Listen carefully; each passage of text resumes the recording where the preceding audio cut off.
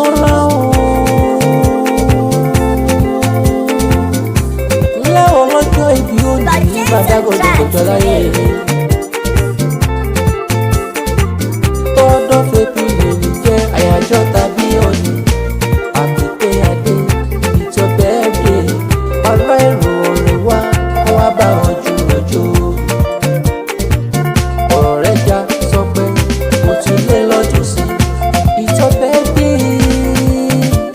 Today ìjọ lábídé. Olúwagbémisọ́lá happy birthday. Àpèkádọ́ lọ́jọ́ bí òní o happy birthday. Mama ẹ̀rí ìwà happy birthday. Happy birthday to you. Happy birthday.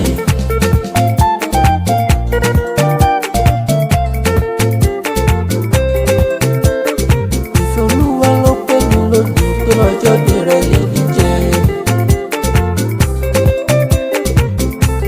Àpèkẹ́ adé happy birthday. Amẹ́ríkà ló wá kó má fi ìṣàṣe mọ́.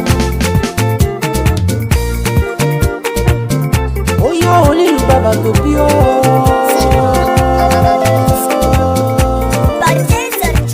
Bébé ìlọ́mọ ẹgbàá ní sábẹ́ agbóngbà kàlà lábẹ́ Olúmọ.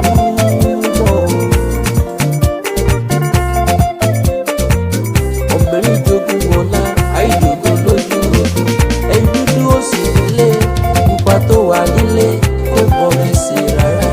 Ọba tó gbẹrú májò ó gbẹ̀gàn ẹ̀rú yìí sí ni ẹ̀kọ́ lẹ́yìn sí ni.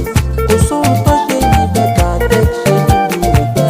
Wọ́n lu sẹ́nu èyí kò gbọdọ̀ dúró. Wọ́n ká ọ̀pá èyí gòkè olúwo.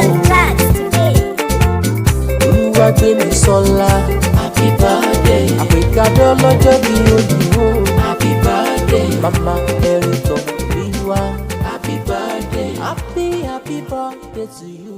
Happy birthday.